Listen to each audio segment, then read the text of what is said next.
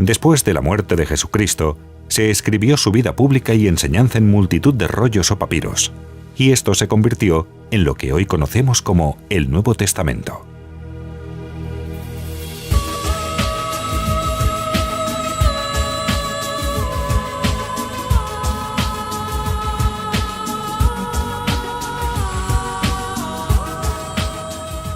Hay que tener claro que a la hora de leer la Biblia, el Nuevo Testamento o la Tanaj, conocido como el Antiguo Testamento, no tenemos un compendio de historia perfecta que no tiene contradicciones ni errores.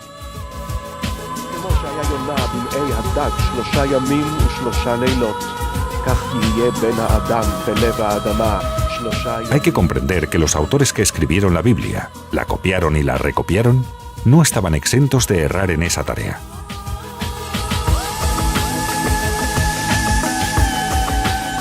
Vamos a valorar el trasfondo teológico de las Escrituras y poner coherencia. Porque en ese trasfondo está la necesidad de revisar y renovar los errores detectados por los expertos en la materia, a la luz de los estudios bíblicos y gracias a los nuevos descubrimientos arqueológicos que se van produciendo.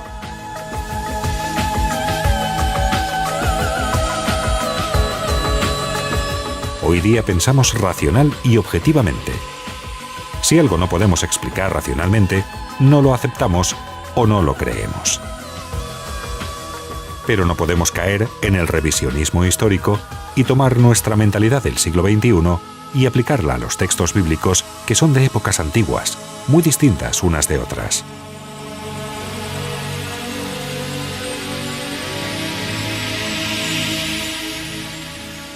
¿Por qué los cristianos no aceptan a Jesucristo?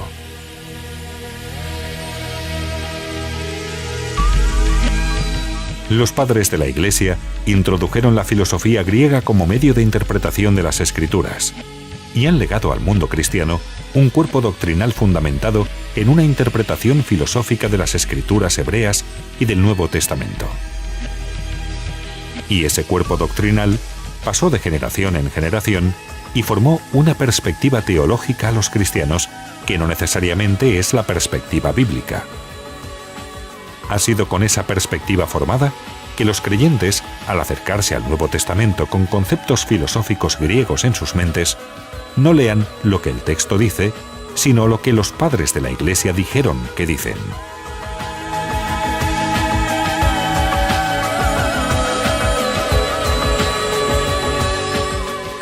De este modo, cuando alguien se acerca y contradice lo que la Iglesia dice, lo toman como hereje, y llega el punto en el que hubo una época en que todos creían que la Tierra era plana, y cuando alguien llegó y dijo que era redonda, lo acusaron de hereje.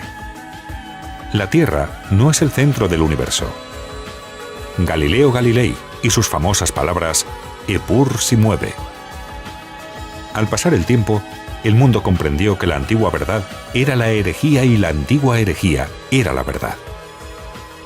Y así está escrito por el profeta Jeremías, verso 16. Vienen días cuando no se dirá más, bendito sea el Señor, que hizo subir a los hijos de Israel de la tierra de Egipto. Sino, bendito sea el Señor, que hizo subir a los hijos de Israel de las tierras del norte y de todas las tierras a donde los había arrojado, y los traerá a su tierra. Continúa el verso 19. Entonces dirán entre las naciones, mentiras poseyeron nuestros padres, y vanidad en lo cual no hay provecho. Porque cuando el pueblo judío regrese a las tierras de Israel, los descubrimientos que surgirán allí, y están surgiendo, demostrarán cuál es la verdad de Dios. Dice Pablo, si su caída ha sido la salvación del mundo, su restauración será vida de entre los muertos. No es de extrañar que solamente después del regreso del pueblo judío a la tierra de Israel, se den los más grandes y nuevos descubrimientos arqueológicos que tienen que ver con la ciencia bíblica y estén ahora a nuestra disposición. Esto demuestra que hay una gran diferencia entre la teología bíblica hebrea y teología cristiana. Hay una gran diferencia entre el Yeshua judío y el Jesús cristiano inventado por la Iglesia católica, como existe una gran diferencia entre Miriam, la madre de Yeshua, y María, la Madre de Dios, creada por los católicos. Esto es cierto no solamente en relación a las enseñanzas de Yeshua o Jesús, sino en relación con las enseñanzas de los apóstoles, las cartas apostólicas, aquellas dirigidas a aquellos destinatarios no judíos. Por ese motivo, unas cartas deberían estar agrupadas para seguidores no judíos y otras cartas apostólicas dirigidas a seguidores judíos. Porque si tomamos un documento específicamente a judíos y lo aplicas a gentiles, los estaríamos judaizando, y eso está prohibido por la Escritura. Del mismo modo, si hacemos lo contrario y dirigimos unas cartas a seguidores no judíos y se aplica a judíos, los estaríamos gentilizando, estando también prohibido por las Escrituras. Consecuentemente, son dos mundos diferentes y conceptos diferentes, porque primero surgieron las comunidades judías, seguidamente de las comunidades no judías. Santiago es una carta dirigida a judíos. Gálatas es una carta dirigida a no judíos. Cuando Pablo dice en Gálatas que un judío no está obligado a guardar la ley de Moisés, está diciendo toda una verdad, pero no aplica al judío. Porque Pablo, en el mismo libro de Gálatas, dice: si usted siendo gentil se convierte al judaísmo y se hace judío, usted tiene que guardar toda la ley. No tener en cuenta estos elementos o conceptos tan básicos nos expone a malinterpretar las Escrituras. Y cuando nos acostumbramos a esas malas interpretaciones, y viene alguien a corregir estas malas interpretaciones, habitualmente se le acusa de hereje. El mensaje que los apóstoles predicaron a los gentiles es un mensaje judío, pero aplicado a la realidad de los gentiles.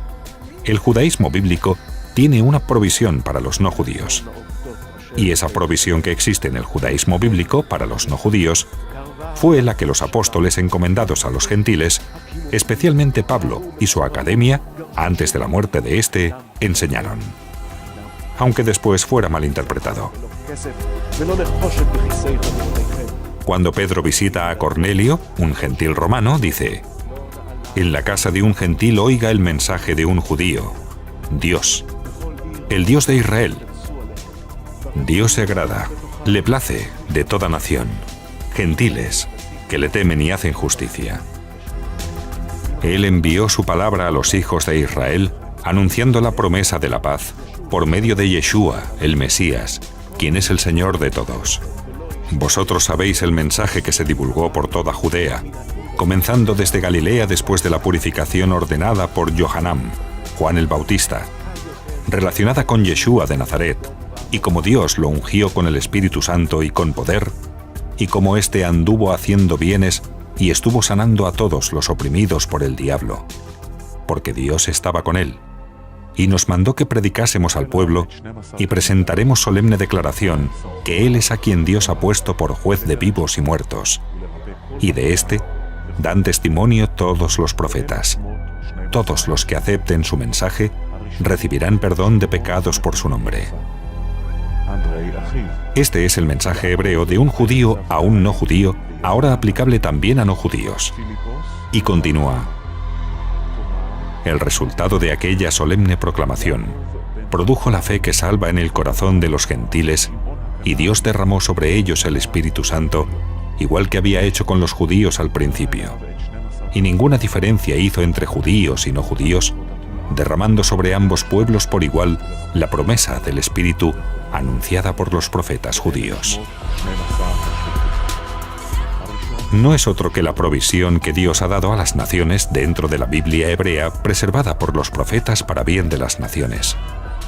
Que Dios entregó a Israel la misión de ir a las naciones y enseñarle de los caminos que Él quiere que tengan bajo las alas del Dios de Israel. La elección de Israel no es la exclusión del mundo, sino el medio de Dios para ganar el mundo. Yeshua, el Mesías, hizo posible que por primera vez el pueblo judío cumpliera ese rol que Dios les entregó desde el Sinaí. Id a las naciones y enseñadles los mandamientos de Dios que se aplican a ellos. Un ejemplo de un mandamiento que si se aplica tanto a judíos como a no judíos es no idolatría, que los gentiles romanos rechazaban. Y por ejemplo, acusaban falsamente a Pablo por estar judaizando. Pues eso no es judaizar. El mandamiento de la eliminación de toda idolatría en toda la tierra. Dentro de todo este contexto que hablamos, o dicho con otras palabras, desde el punto de vista del Nuevo Testamento, el padre de los cristianos no es Ignacio de Antioquía, no es Jerónimo, no es Orígenes, no es Platón, no es Aristóteles, no es San Agustín de Hipona. El padre de los cristianos es Abraham. Dice Pablo: si vosotros sois del Mesías, linaje de Abraham sois, y herederos según la promesa. Ignorar esta hebraicidad del mensaje oral, como escrito está, es un grave daño al mensaje, porque tiene el potencial de corromperlo introduciendo valores y conceptos extraños a la fe hebrea original. Eusebio, que es el padre de la historia del cristianismo, en su obra Historia Eclesiástica dice: la iglesia en Jerusalén fue formada al principio por los de la circuncisión. Luego vinieron los gentiles, pero al comienzo consistió de fieles judíos que continuaron desde los días de los apóstoles hasta la destrucción del templo de Jerusalén.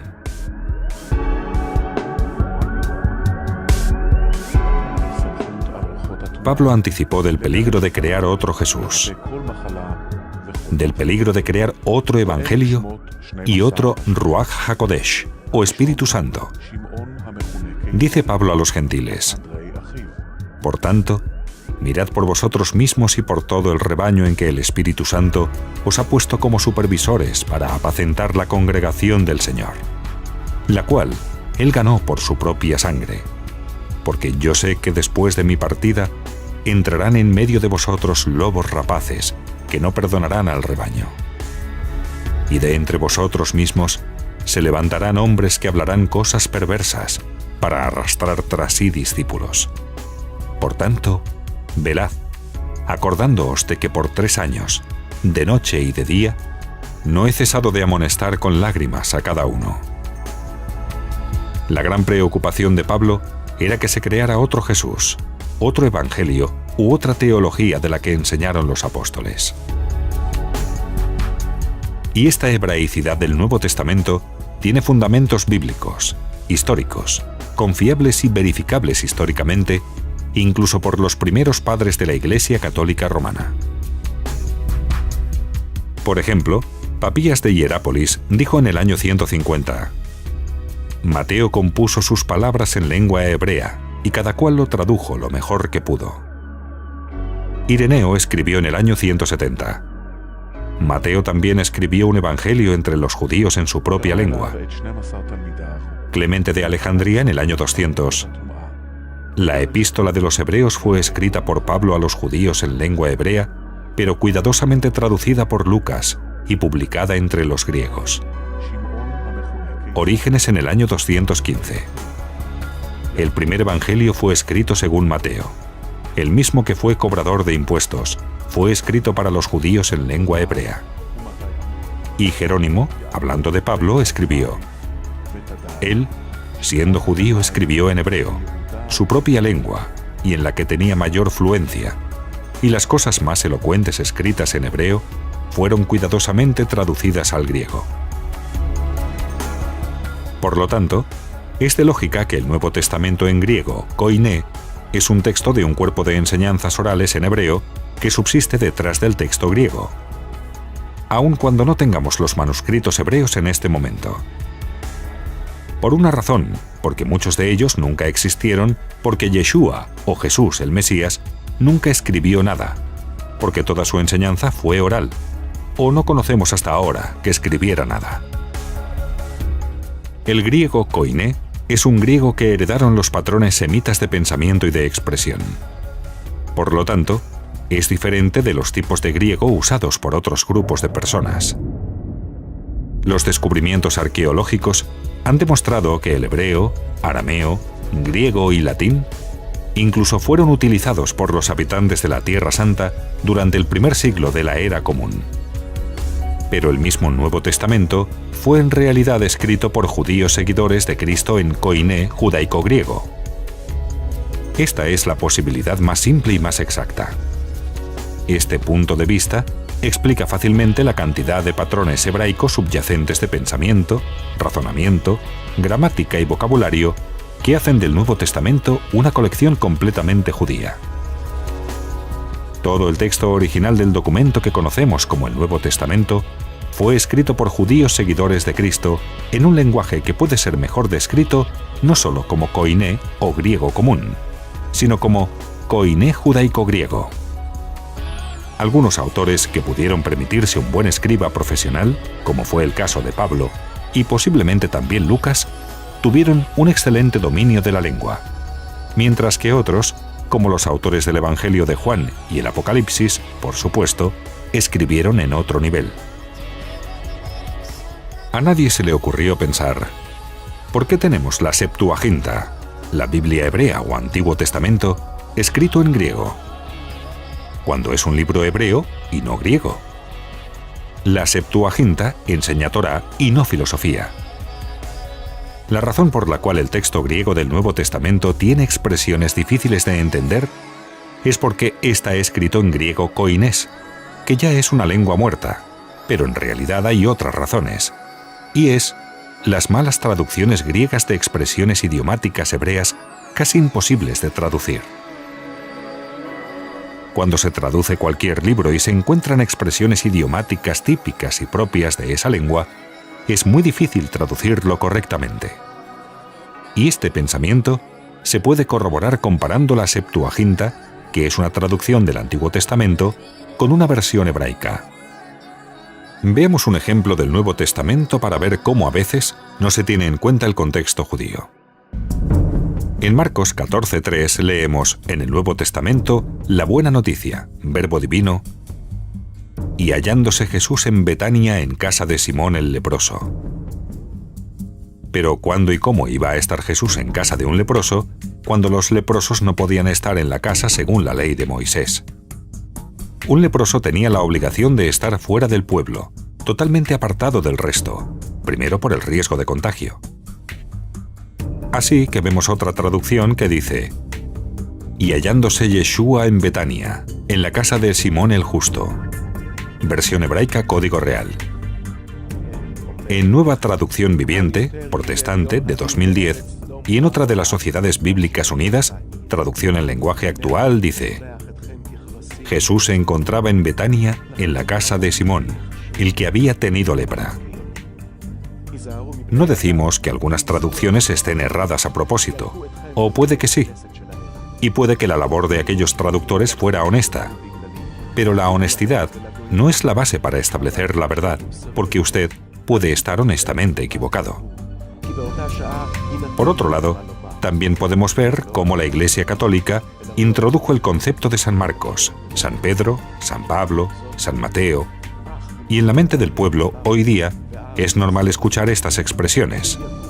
Pero, ¿sabemos lo que de verdad significa ese san que introducen en esas expresiones? Nadie se pregunta, ¿por qué el Vaticano tiene todo un santoral de santos solo a partir de Jesús, excluyéndolo incluso a él mismo? ¿Por qué motivo no declaran santo a San Abraham, San Isaac, o San Jacob, o San Sansón, o San Yeshua? ¿Pudo haber alguien más santo que el mismo Jesús? El motivo, además de despojarse de toda identidad judía, es porque toda la liturgia del santoral, incluida en el calendario gregoriano que se celebraba en todo el mundo cristiano, el nombre del santo debía coincidir con el del recién nacido, dependiendo de su día de nacimiento. Debía celebrar su cumpleaños coincidiendo con el santo en cuestión, llegando al punto de introducir ritos paganos dentro de los cumpleaños, con una tarta redonda, simbología del dios Sol, e introduciendo unas velas que al apagarlas e invocando con un canto de celebración hacían invocar al santo en cuestión. Ritualmente apagamos la vela y pasamos de la luz a la oscuridad. Por lo tanto, la celebración de los cumpleaños viene de una tradición de ritos paganos. La Iglesia Católica afirma tener la autoridad para elevar a un mártir a nivel de santo. No en el sentido de consagrado, de apartado para Dios, que es el sentido verdadero hebraico y normal de la palabra santo, algo que ha sido separado exclusivamente para un uso divino, sino en el sentido de elevar a ese mártir a una categoría de santo superior, por la cual tiene la categoría y potestad para recibir oraciones, súplicas de los creyentes en la tierra, intervenir a su favor, intermediar por ellos y responderle en sus oraciones.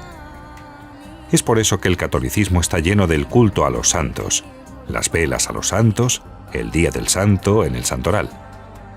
En otras palabras, transforman a ese mártir en un intermediario entre ellos y Dios. Cuando el Nuevo Testamento afirma que hay un solo Dios y un solo mediador entre Dios y los hombres, Jesús el Mesías, Yeshua HaMashiach o Jesucristo hombre. En el momento en que la Iglesia Católica introduce todos estos nuevos intermediarios, está pisoteando el rol único y exclusivo que tiene Yeshua como mediador plenipotenciario entre Dios y los hombres. En otras palabras, cada vez que un creyente dice, vamos a leer las Escrituras en la carta de San Pablo, San Pedro, está pisoteando la sangre de Jesucristo y poniéndose bajo la autoridad del Vaticano y de las falsas doctrinas ajenas al Dios de Yeshua, el Dios de Israel. Observamos en la historia que la Iglesia Católica en su expansión imperialista, cuando llegaba a otras culturas, las absorbía. No importa cuáles fueran o qué dioses veneraran, o las creencias que tuvieran, sino que absorbían e incorporaban cualquier cosa para que fuese la religión del mundo. Lo hizo con todas las culturas, excepto con la cultura judía. Cuando llega a la cultura judía y bíblica, que es la única que no tiene paganismo y la única que debió absorber, es la que rechazó por la razón de que si lo hacía, perdía la autoridad. Autoridad que no estaban dispuestos a perder en connivencia con las autoridades del Imperio Romano, llenas de corrupción y transmitidas hasta nuestros días por el Vaticano. Veamos unos textos bíblicos para ver cómo contienen ligeros errores en palabras que posteriormente ocasionaron errores teológicos. Ya fuese el tropiezo de los primeros copistas que recopilaron las tradiciones orales del hebreo al griego, o ya fuese de los que recopilaron textos más antiguos y volvieron a copiar los textos, los que erraron en su labor. El problema es que se perpetúa sin que la Iglesia ponga luz al tema. Juan 1:11. Nuevo Testamento Verbo Divino. Vino a los suyos, y los suyos no lo recibieron. El problema de esta incorrecta interpretación de vino a los suyos está en este texto y otros, y se ha usado como base para la teoría del reemplazo o la doctrina de la sustitución, por cuanto el pueblo judío rechazó a Jesús como el Mesías, fue desechado por Dios, y ahora los gentiles, que sí lo han aceptado, constituyen el nuevo pueblo de Dios, el nuevo Israel de Dios. En la Biblia Brit Hadasha judía ortodoxa dice, a lo que era suyo vino, y los suyos no le recibieron. Una correcta interpretación de ese texto dice, a los de su propio oficio vino, y los suyos no le recibieron. Porque Jesús, el Mesías, no fue rechazado por el pueblo judío, sino que fue rechazado por los de su propio oficio, los rabinos, y por líderes o jueces corruptos que se corrompían con Roma. Los que recibieron a Jesús, el Mesías, en Jerusalén, eran judíos, y lo recibían con vítores y decían, Hosana al Hijo de David, bendito el que viene en el nombre del Señor, Hosana en el cielo. Y esto podemos leerlo incluso en todas las versiones. Entonces, ¿cómo es que se perpetúa esa mala interpretación y doctrina? De hecho, los líderes corruptos, en el juicio ilegal contra Jesús, decían, debemos matarlo, pero no en la Pascua, por miedo al pueblo. Porque si el pueblo hubiera sabido que lo iban a matar, no lo hubieran permitido. ¿Cómo no iban a amar al que me ha sanado? ¿Cómo no amar al que me ha curado de mi invalidez permanente por más de 30 años? ¿Cómo no amar a ese hombre que resucitó a mi hijo? ¿Cómo no amar al Mesías esperado por siglos? Romanos 11:17, Nuevo Testamento, Verbo Divino.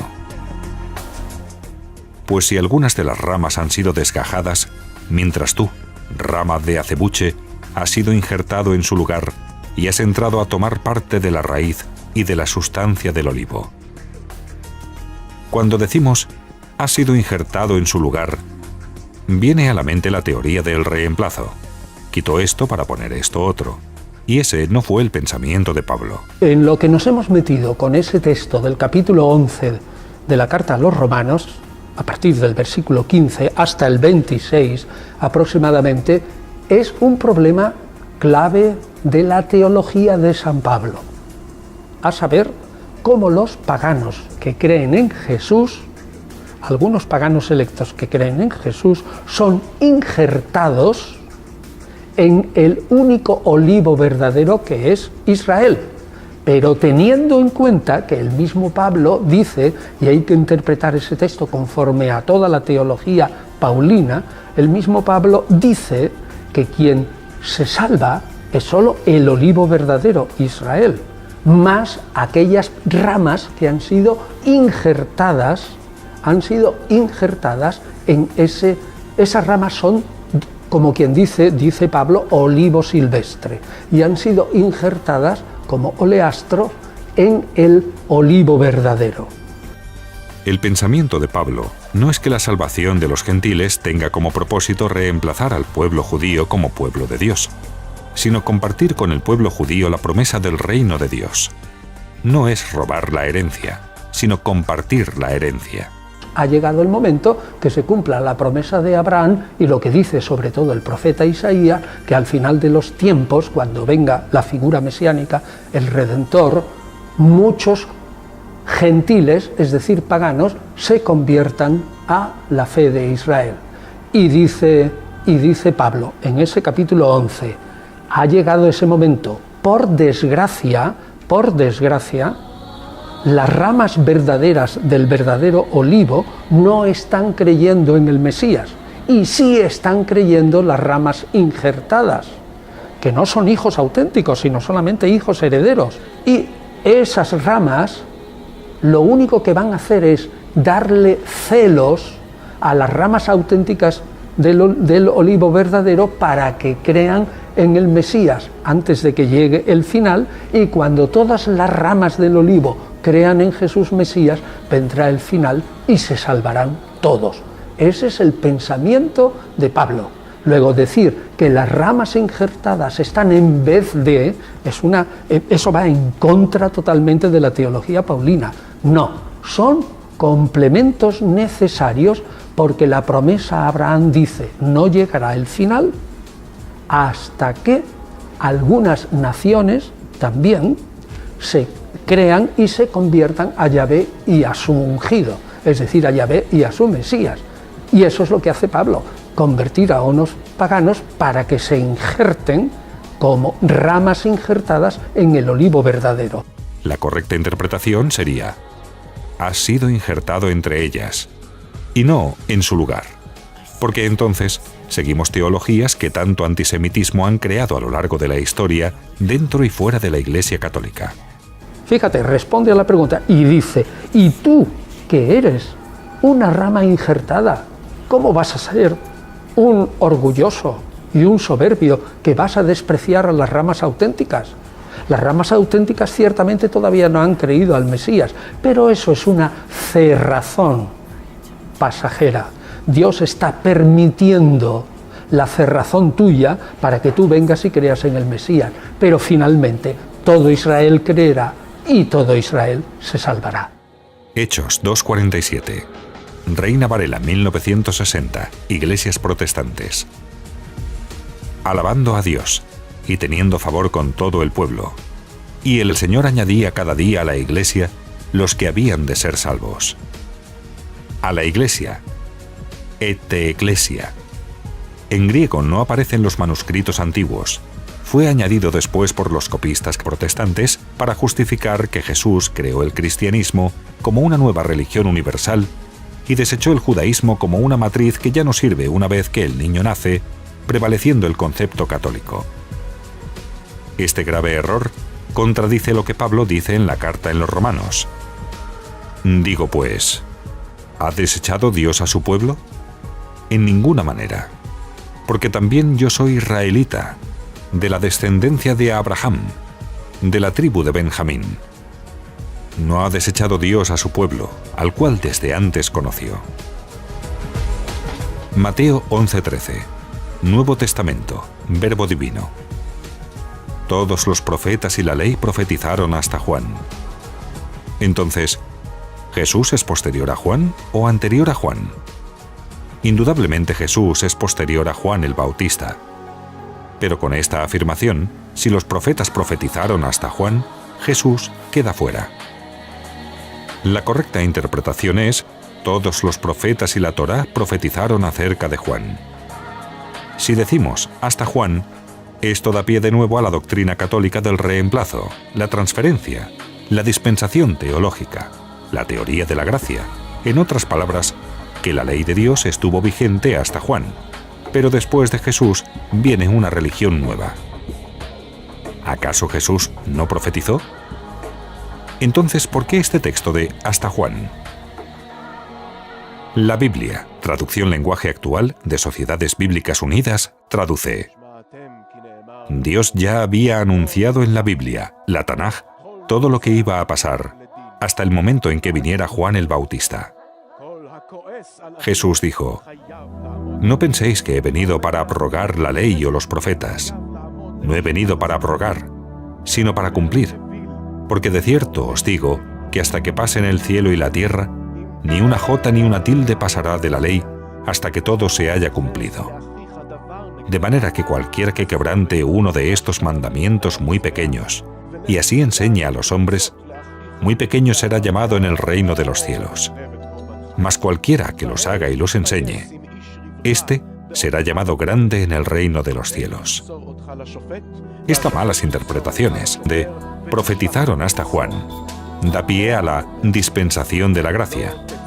Pero si leemos la Torá, o mal llamado Antiguo Testamento, podemos leer: Por la gracia de Dios no hemos sido consumidos, porque nunca decayeron sus misericordias.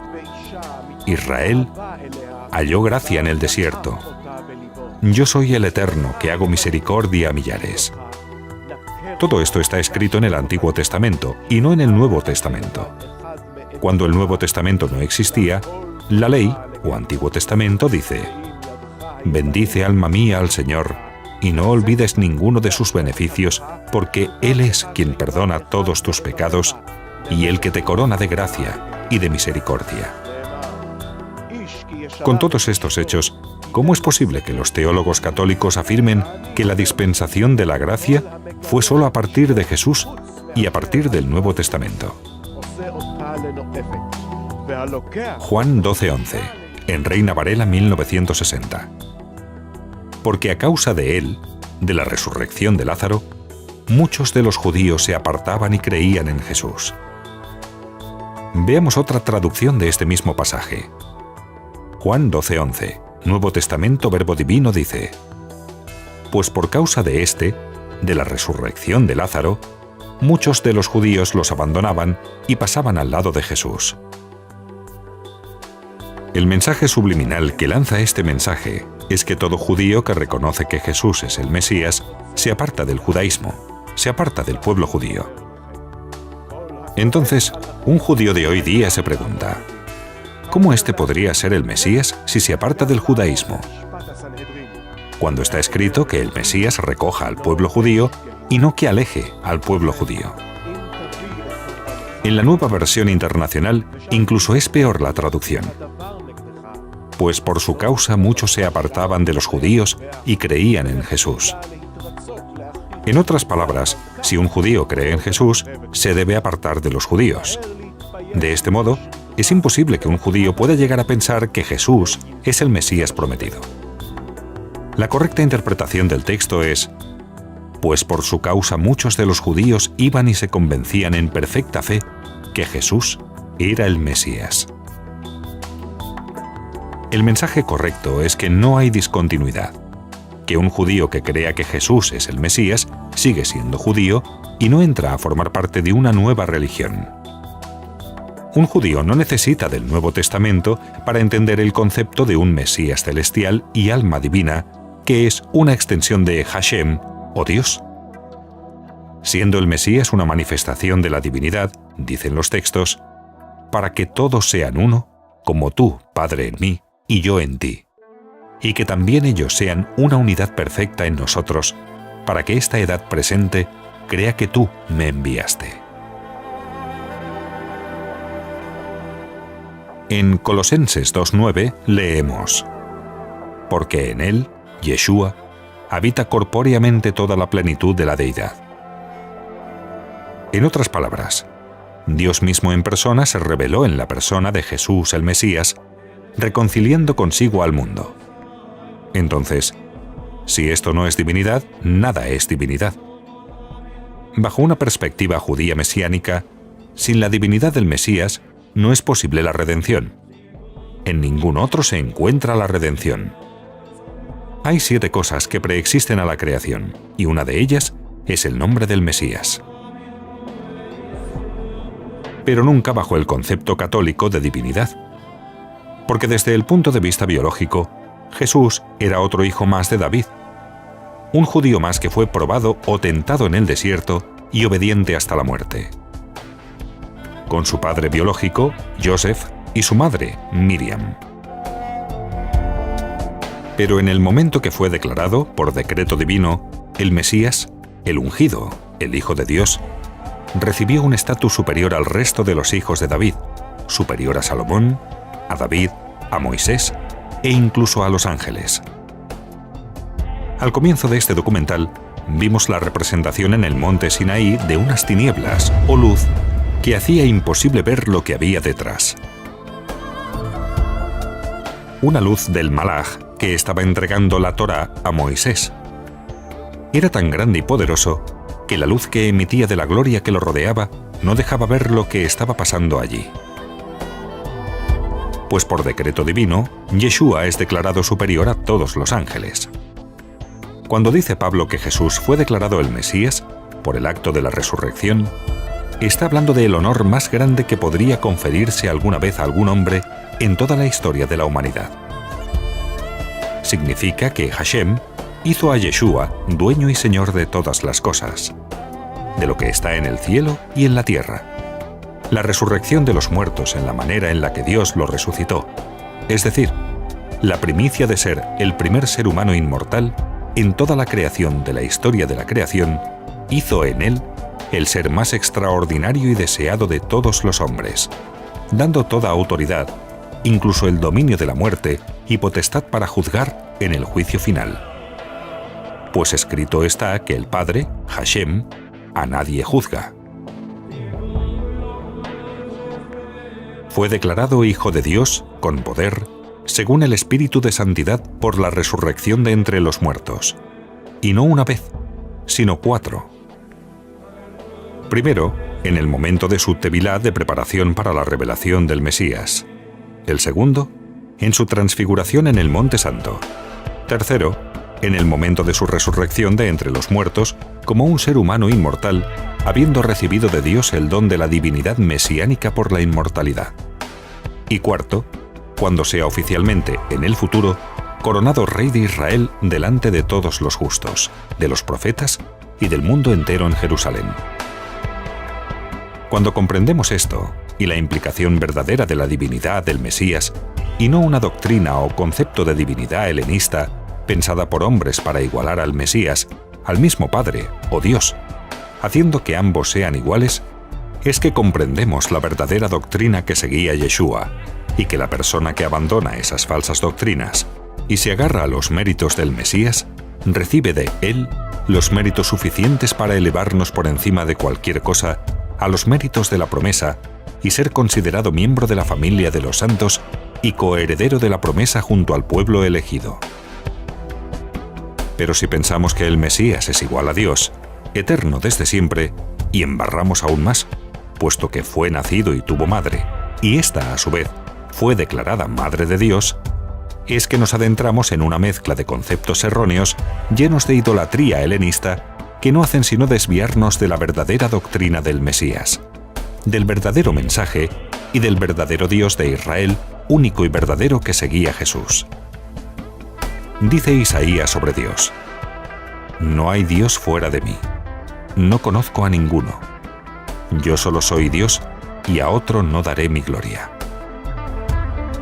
Isaías 45:7. Yo soy el único Dios. Ninguno estuvo conmigo cuando creé al mundo. Yo solo soy Dios. Yo formo la oscuridad. Yo formo la luz. Yo hago el bien y yo hago el mal. Pero según Roma, la Trinidad es 1 más 1 más 1. Afirman que los tres son un mismo Dios, el Padre, el Hijo y el Espíritu Santo, todos semejantes no creados y omnipotentes.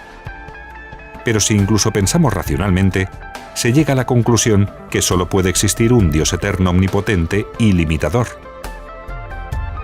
Pues en el momento que existen 2 o 3 dioses en uno, eternos, omnipotentes y limitadores, el concepto es racionalmente imposible. Además de que de este modo, nos alejamos del Dios de Israel revelado en el Sinaí, cuando su palabra es inmutable. Yo soy uno y único Dios. Nicea nos quiere hacer pensar que 1 más 1 más 1 no es 3, sino 1, y es imposible. Aunque alguien podría decir, no es 1 más 1 más 1, es 1 por 1 por 1 igual a 1. Y con esta definición, cualquier persona no instruida puede quedar confundida y aceptar el hecho. Pero en este caso, y con esa explicación, se está aplicando mal el silogismo. Porque 1 por 1 por 1 siempre es el mismo 1. No hay aumento, no hay disminución. Mientras que 1 más 1 más 1 son 3 diferentes unos: el Padre, el Hijo y el Espíritu.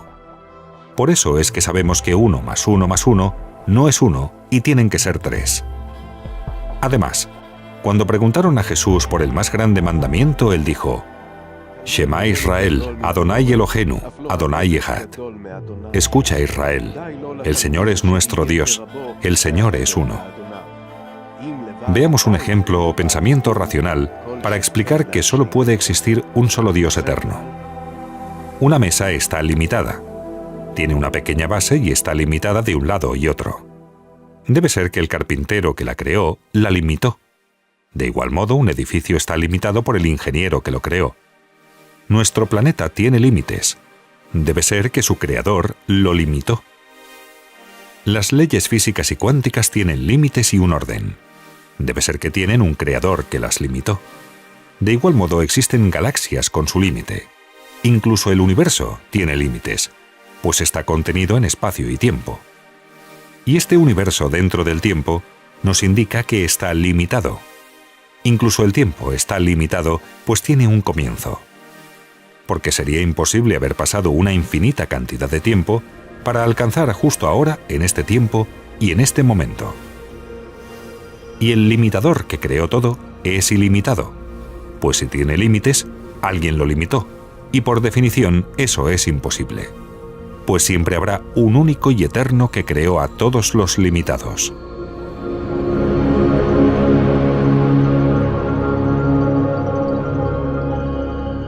Un solo Dios eterno y fuera del tiempo, que es omnipotente, que todo lo puede, nunca puede estar limitado por nadie ni nada, y mucho menos por el tiempo, pues la definición misma de infinito lo aclara todo. En el momento en que otra entidad sea igual a este, ¿quién limita a quién? Este concepto de 2 o 3 todopoderosos es imposible, pues ¿quién creó a quién? ¿Quién limitó a quién? Otro concepto o pregunta diferente es ¿quién es o qué es el limitador ilimitado? Lo que conocemos como Dios. ¿Qué es Dios?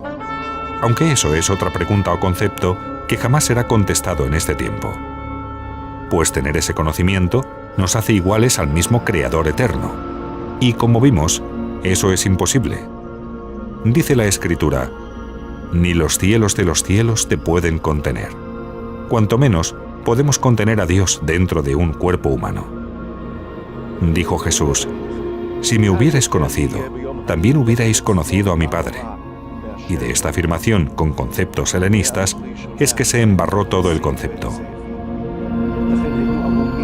Si Jesús fuera todopoderoso, no necesitaba pedir: Padre, aparta de mí este cáliz, o glorifícame tú al lado tuyo. Teniendo claros estos conceptos, no podemos afirmar que Jesús preexistió antes de su nacimiento, ni que es un Dios, ni un ángel. Jesús no tenía ninguna conciencia de haber preexistido desde siempre, en absoluto. Tenemos que escudriñar las Escrituras bajo la perspectiva hebrea para conocer y entender la afirmación de la preexistencia del nombre del Mesías y, de este modo, comprender lo que esta afirmación quiere decir. Para Dios, todas las cosas por Él fueron hechas. Antes de crear todo, Dios tenía en mente la creación del Mesías, pero no fue creado en este mundo hasta que fue su tiempo. El Jesús que proclama la Iglesia Católica se refiere a una lectura tradicional de los 4 evangelios y de las cartas de Pablo durante 19 siglos. Cierto. Y la ciencia histórica ahora, junto con algunas iglesias, dice, tanto la interpretación de Pablo como la interpretación de los evangelios debe tener en cuenta cosas que la tradición de 19 siglos no ha tenido en cuenta. Y dice, por una parte, pensemos a Pablo más desde un punto de vista judío y pensemos al Jesús de Nazaret, que se le ha idealizado y desjudaizado, pensémoslo más desde el punto de vista judío, porque los mismos evangelios nos dan pie para ello, porque tenemos un montón de pasajes a los que no se les ha prestado la atención conveniente. Tampoco podemos afirmar que Dios mismo se encarnó en un cuerpo humano, porque, por ejemplo, cuando leemos en el Antiguo Testamento que Dios se le apareció a Abraham bajo la perspectiva hebrea, no quiere decir que Dios tuvo un cuerpo humano. Hay que traducir y comprender que fue un emisario de Dios, que trajo la palabra de Dios, que es como si Dios mismo estuviera con Abraham. Y esto son conceptos que cualquier judío conocedor de la Torá tiene perfectamente claro. Por eso, no se puede afirmar que Dios mismo se le apareció en persona a Abraham. Pues leemos en Juan 4:12, nadie ha visto jamás a Dios. Juan 1:18, a Dios nadie le vio jamás. El unigénito Hijo, que está en el seno del Padre, Él le ha dado a conocer. Cuando aparentemente encontramos textos que contradicen que jamás nadie vio a Dios, hay que escudriñarlos bajo la perspectiva hebrea y, de este modo, comprender el rico lenguaje que esconden estas afirmaciones. Tenemos siempre que recordar, ni los cielos de los cielos pueden contener tu gloria, mucho menos esta casa, que con amor hemos construido para ti. No te harás imagen ni ninguna semejanza de cosa que esté arriba en el cielo.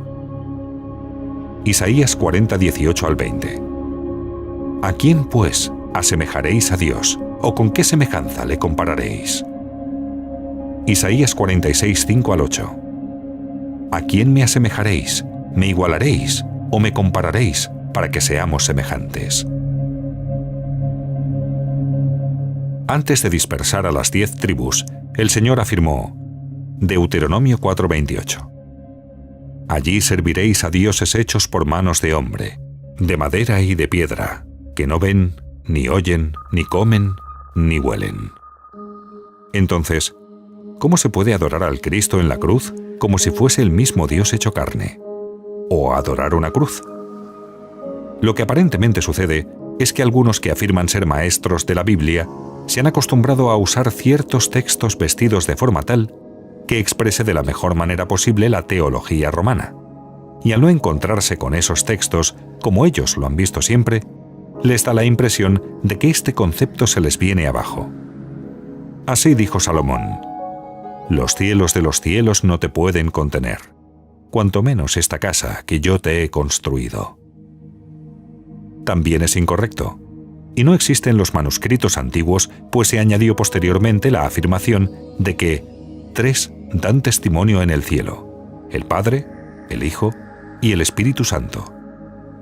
Fue añadido por la Iglesia Católica, igual que la fórmula bautismal, bautizándolos en el nombre del Padre, del Hijo y del Espíritu Santo, que fue una adición hecha por los católicos posteriormente. cuando verdaderamente las palabras usadas para el bautismo fueron: en el nombre de Yeshua, en el nombre de Jesús, en el nombre del Mesías. Esto no significa que la persona que crea la verdad que exponemos en este documental no deba creer en el valor redentor de la sangre de Yeshua o en la divinidad de Yeshua, sino todo lo contrario. Quien no cree en la sangre redentora de Jesús, el Mesías, y en su divinidad, no es posible para él la redención. Son conceptos innegociables bajo ningún concepto si uno analiza cuidadosamente las Escrituras.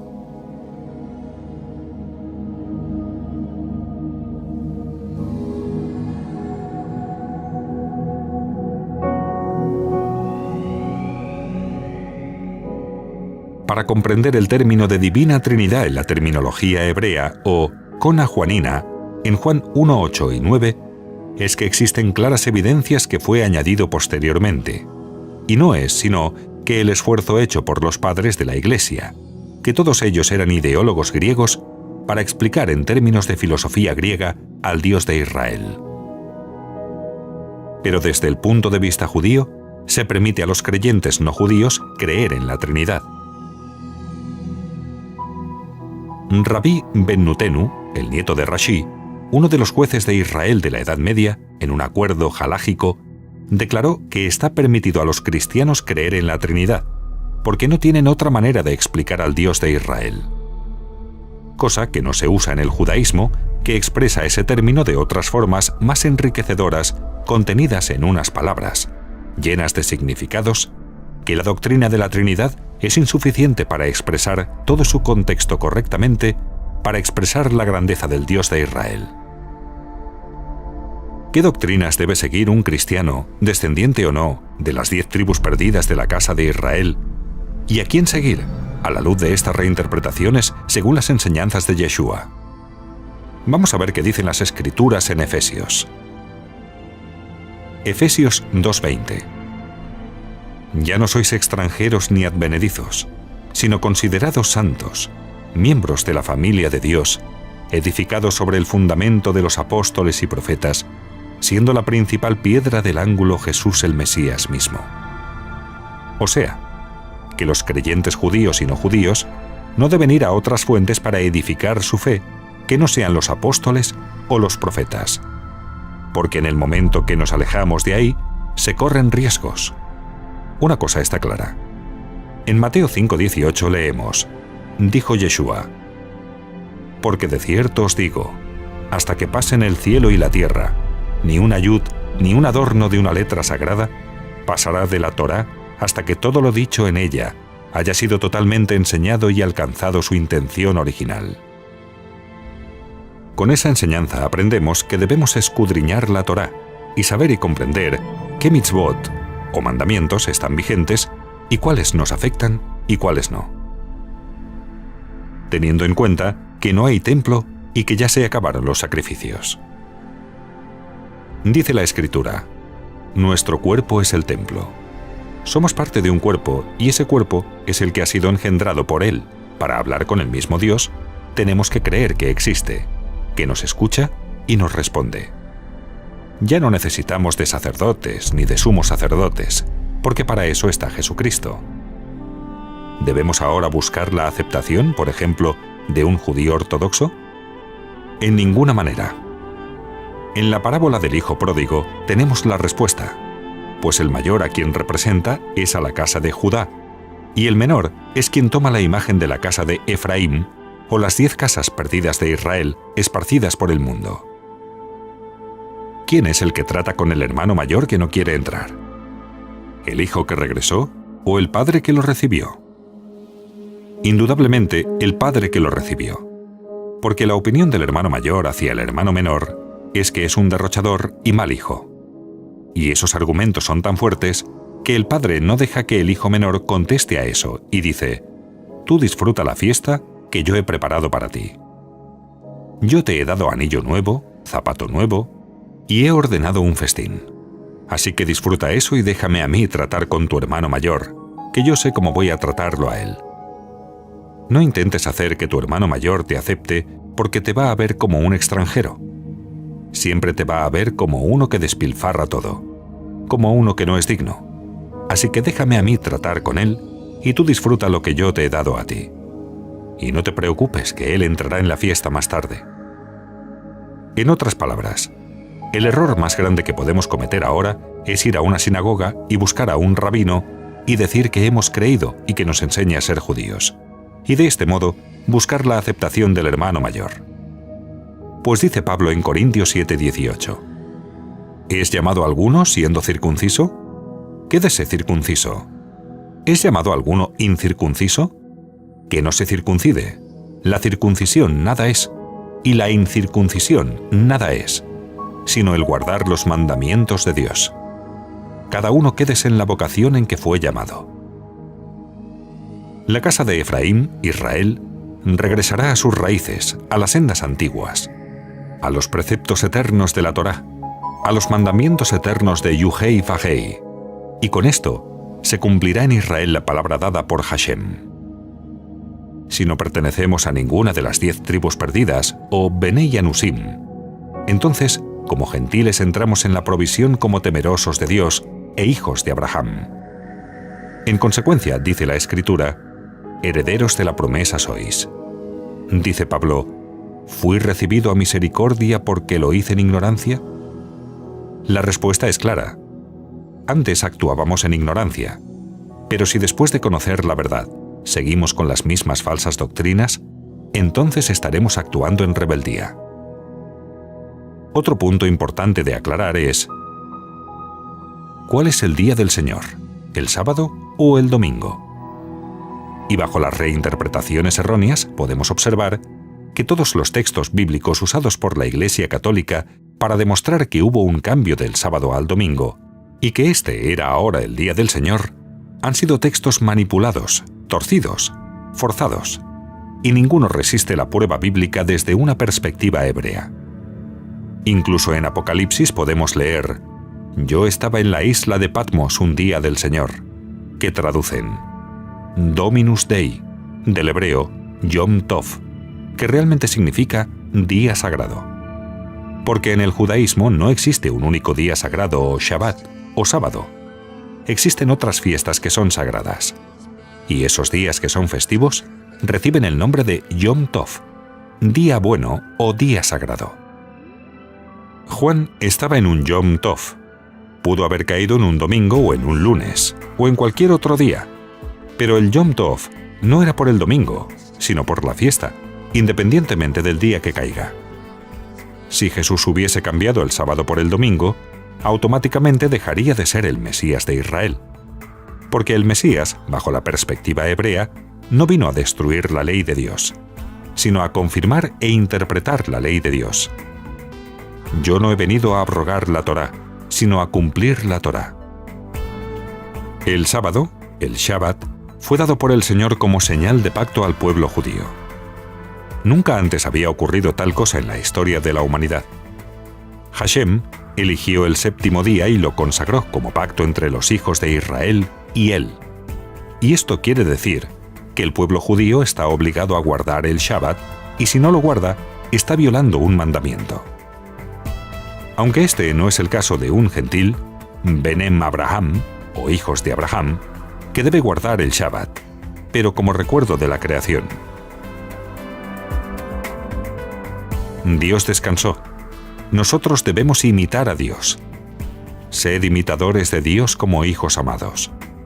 Pero no debe hacerse como señal u obligación de pacto igual que un judío. Consecuentemente, si debes trabajar un día de sábado, no estás violando ningún mandamiento.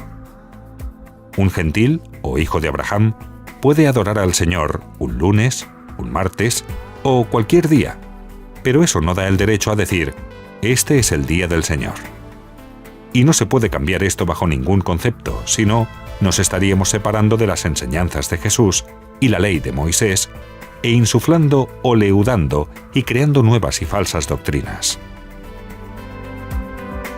Después de examinar que el Nuevo Testamento tiene raíces judías, ¿es algo de poca importancia el cristianizar lo que originalmente fue pagano?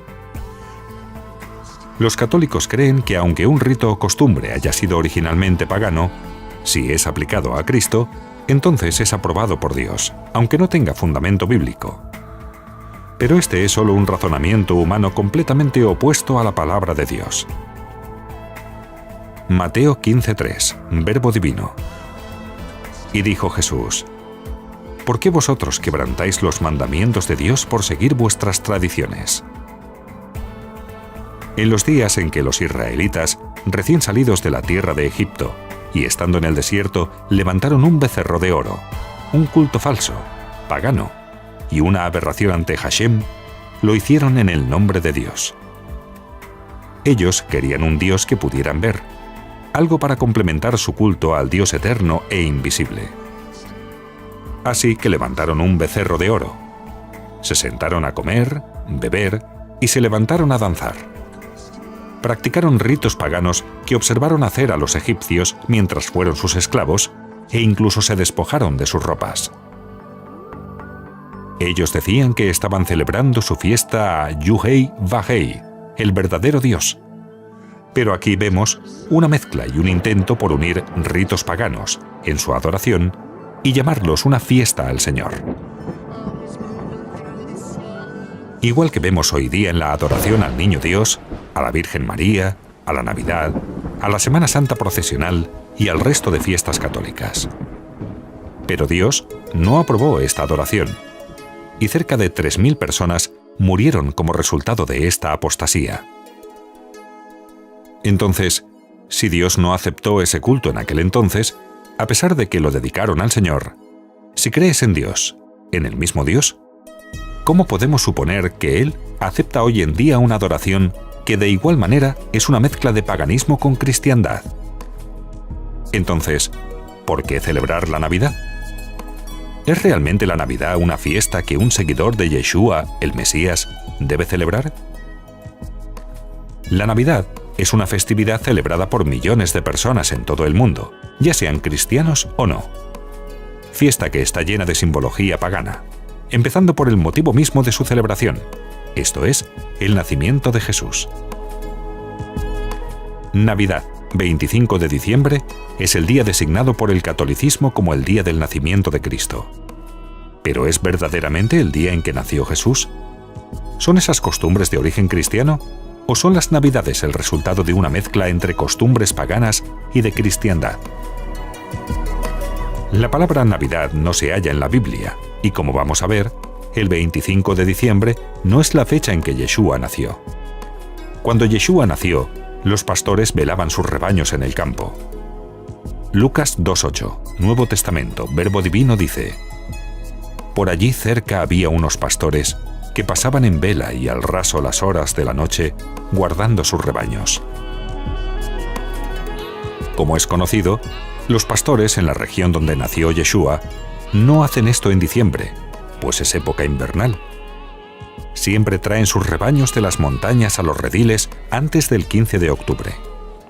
Por lo tanto, es posible que el nacimiento fuese en el otoño, aunque no hay datos suficientes para esclarecer este hecho. Porque para los apóstoles, esta celebración carece de importancia y no debe ser celebrada.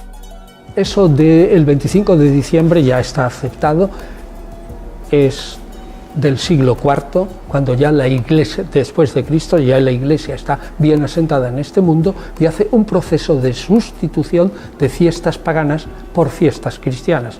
Y la fiesta del solsticio de invierno, del solsticio de invierno o fiesta del sol invicto que empieza a renacer y a vencer a las tinieblas, pues qué mejor sol invicto que Cristo nuestro Señor. Y se superpone ahí. El único sol invicto es Jesús. Si Cristo no nació en diciembre, ¿cómo llegó este día a ser parte del calendario de la Iglesia Católica? Los primeros seguidores de Yeshua nunca celebraron el nacimiento del Mesías, pues ni era costumbre judía, ni tampoco Yeshua lo ordenó. Si está claro que los cristianos nunca celebraron el nacimiento de Cristo, mucho menos es que lo harían en la misma fecha en que los paganos, durante muchos siglos, venían celebrando el nacimiento de su dios Sol. Un estudio de cómo esto pudo llegar a suceder dentro de la Iglesia cristiana demuestra cuánto se rebajaron los líderes de la Iglesia católica en sus esfuerzos por unir el paganismo con el cristianismo y hacer el menor esfuerzo en convertir a los paganos hacia la nueva fe. La Iglesia Católica Romana ordenó que el nacimiento de Cristo fuera observado el 25 de diciembre, el día de la antigua fiesta romana del solsticio de invierno. En los días del paganismo, esta fiesta del nacimiento del dios Sol era popular especialmente dentro de la religión de los misterios conocida como mitraísmo. La fiesta de Brumales era una fiesta pagana dedicada al Sol, llevada a cabo en el solsticio de invierno, y fue celebrada por lo general el 25 de diciembre. La fiesta de Saturnalia empezaba el 17 de diciembre y duraba 7 días, en honor al dios de la semilla y del vino, Saturno. Tales fiestas tenían características muy similares a lo que hoy conocemos como Navidad. Al final de la Saturnalia, el 25 de diciembre, se celebraba el nacimiento del Sol, Natalis Solis Invictus, o nacimiento del Sol Invencible, personificado en el dios Mitra. Aunque el culto a Mitra tenía orígenes persas, al dios Mitra, este culto se convirtió en la religión dominante en Roma. La época invernal era cuando todos los dioses solares, desde Osiris hasta Júpiter y Mitra, celebraban su cumpleaños. Las celebraciones consistían en árboles de pino para Adonis, Saturno y otros que representaban el calor del nuevo nacimiento del sol en forma de fuego. En Babilonia, el cumpleaños de Tamuz era celebrado en esta época del invierno con grandes fiestas, celebraciones y borracheras. La vieja celebración se dispersó y llegó a ser una costumbre tan arraigada en la Roma y Grecia paganas en los días de los bárbaros teutónicos como en las épocas remotas de la civilización egipcia. Cuando este festival de invierno llegó a Roma, se llegó a conocer como la Saturnalia, en festejo de su dios Saturno. Esta fiesta era la más vil, inmoral y degenerada que tanto desprestigió a Roma. No podemos imaginarnos a los seguidores de Yeshua verdaderos uniéndose a dichas fiestas, ni mucho menos tratando de imitarlas en tiempos posteriores. Era una época de libertinaje y borrachera, cuando todas las restricciones de la ley eran puestas a un lado. Y fue de esta misma fiesta romana la que se tomó como la celebración del nacimiento de Cristo y que ha perdurado entre los creyentes de la Iglesia Católica hasta nuestros días.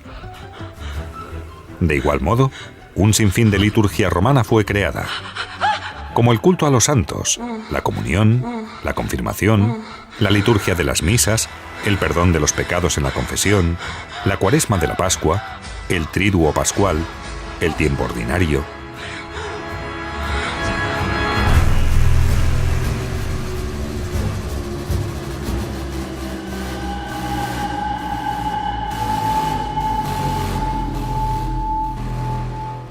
El propósito de este documental fue esclarecer y dar una nueva amplitud de riqueza textual sobre algunos textos para enriquecer la fe, dada una vez a los profetas y al mismo Yeshua. Ese es el propósito y esa es la intención. Recibir una revelación perdida o escondida por ignorar que el Nuevo Testamento es un libro o rollos hebreos y no griegos con conceptos helenistas. Nada podemos hacer por la verdad sino a favor de la verdad, y no debemos sacrificar la verdad por amistad. El pueblo cristiano debe entrar por una nueva puerta de revelación que le lleve a Jerusalén y le saque de Roma, aunque los hijos de Roma se nieguen a que eso suceda. Despojándose de toda clase de idolatría, con cualquier imagen de cruz, virgen o santos, y creyendo en un solo Dios, Hashem, el Eterno, por la gracia de su Hijo, Jesús el Mesías, Yeshua HaMashiach, a través de las promesas dadas. Porque según el Antiguo y Nuevo Testamento, nadie merece la salvación si no es por la gracia. Porque según dijo Yeshua en la ley, lo más importante es la justicia, la gracia, la misericordia y la fe. Y dijo a Nicodemo, nadie puede entrar en el reino de los cielos si no nace de nuevo. Pero previamente dijo, veréis a Abraham, Isaac y Jacob entrar en el reino de los cielos y ustedes quedarse fuera. O sea que el mensaje es del Antiguo Testamento y se confirma en el Nuevo Testamento.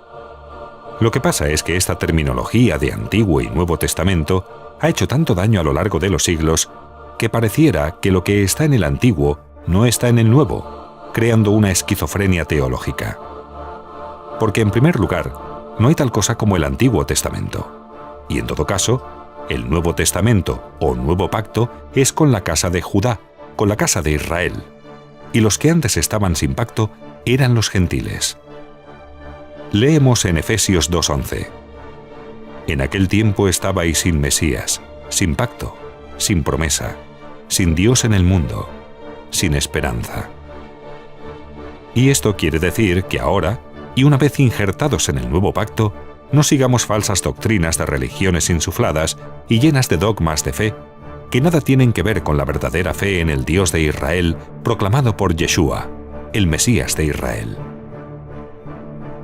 Por tanto, si alguien me preguntara hoy, ¿qué traducción puedo yo tomar? Y yo le diría, en líneas generales, son todas más o menos buenas, pero ha de tener en cuenta que todas son confesionales a la hora de escribir las notas.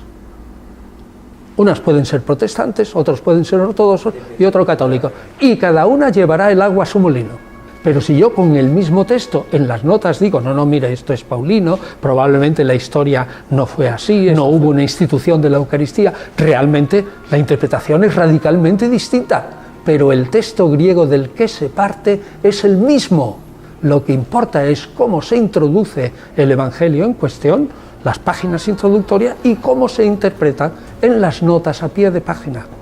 Esa traducción,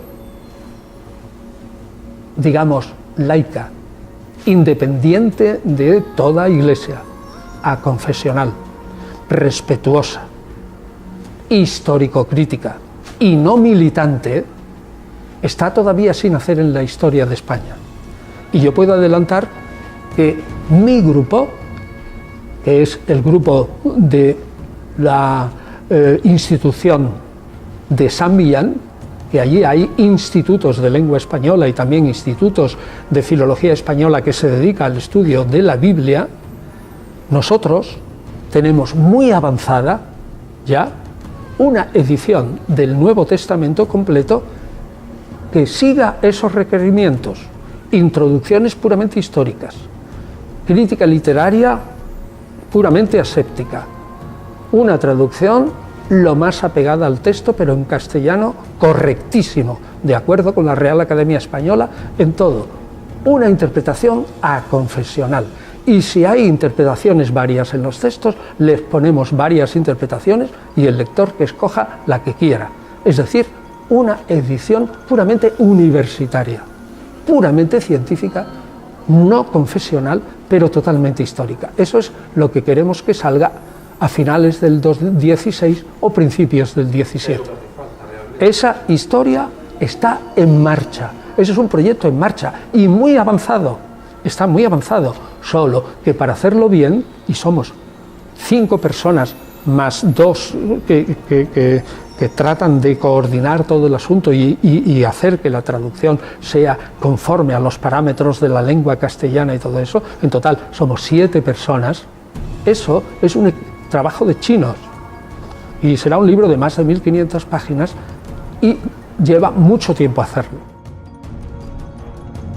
Hemos visto algunos elementos importantes para conocer solo algunos de los errores contenidos en las reinterpretaciones y traducciones de las Escrituras. De este modo, si un judío lee los textos de cualquier versión malinterpretada del Nuevo Testamento, llega a la conclusión de que Jesucristo no es el Mesías anunciado por los profetas. Un judío celoso de la ley de Dios, desde pequeño conoce las Escrituras a la perfección, y durante el resto de su vida no hace otra cosa sino que releer los textos hasta el punto de conocerlos de memoria. Y si después lee un Nuevo Testamento, es comprensible que no acepten a Jesús, e incluso se lleguen a preguntar: ¿cómo explicamos que Yeshua es el Mesías si Dios prohíbe los sacrificios humanos? ¿Cómo explicar que Yeshua es el Mesías cuando está escrito que el Mesías traerá paz y él dijo: yo no he venido a traer paz, sino espada? ¿Cómo creer que Yeshua es el Mesías si está escrito que el Mesías eliminará la idolatría de la tierra y la mayoría de los cristianos son los más idólatras que existen, llenando el mundo de catedrales e iglesias llenas de idolatría pagana? ¿Cómo Yeshua puede ser el Mesías cuando está prohibido por la Escritura destruir los árboles frutales y Jesús maldijo una higuera que es un árbol frutal? ¿Cómo Yeshua puede ser el Mesías cuando la genealogía de Mateo en comparación con la genealogía de Lucas hay 15 generaciones menos, cuando el Jesús de Mateo vivió 450 años antes del Jesús de Lucas? ¿Cómo Yeshua puede ser el Mesías cuando es el descendiente de Jeconías y sobre Jeconías existe una maldición en Jeremías de que ninguno de su descendencia se sentara jamás en el trono de David?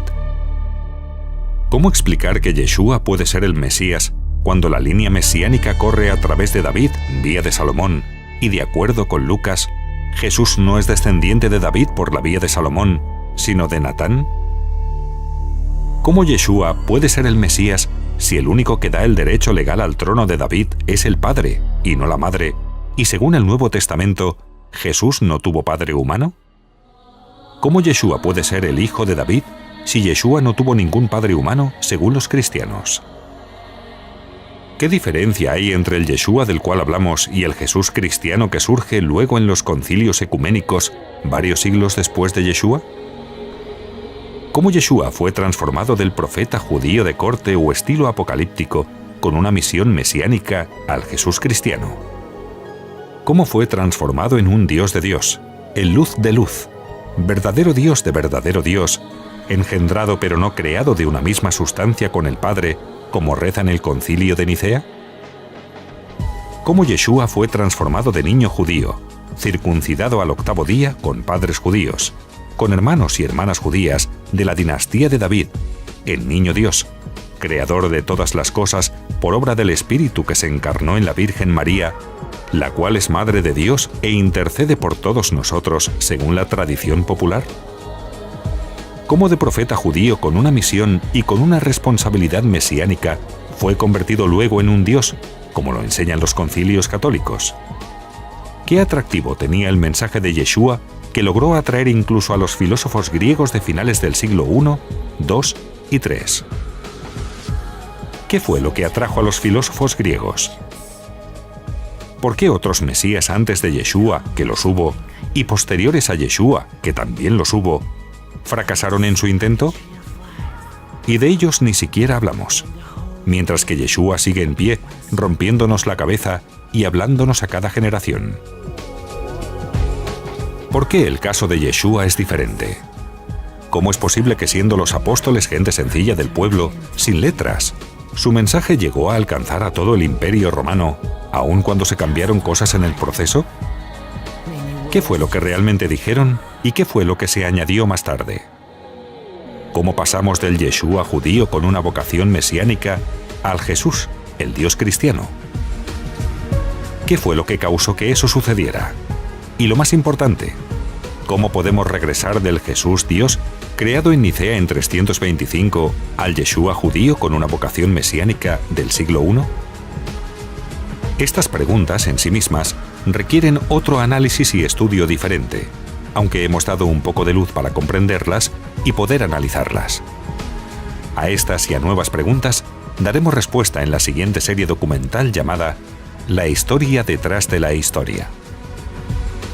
Es evidente que interpretar al Yeshua judío con una falsa teología y en un contexto completamente extraño al judaísmo, como el que tuvo lugar en el Concilio de Nicea, causó una de las mayores distorsiones en la vida y enseñanzas del Maestro de Nazaret. Son esas distorsiones históricas y teológicas las que el pueblo judío hace que rechace al Jesús cristiano, y al mismo tiempo, que ningún cristiano errado en falsas doctrinas pueda responder elocuentemente a las últimas preguntas realizadas en este documental. Consecuentemente, las conclusiones equivocadas que tienen los cristianos sobre el Jesús judío no solamente atentan contra la realidad histórica en sí, haciéndolo lucir académicamente irrelevante, sino que también tienen el potencial de arrastrar consigo a muchos incautos, perpetuando el mismo error histórico sobre el cual edifican su fe. Dicen los profetas: Mi pueblo perece porque le falta conocimiento. Y por cuanto ustedes dejaron el conocimiento, yo me olvidaré de tus hijos.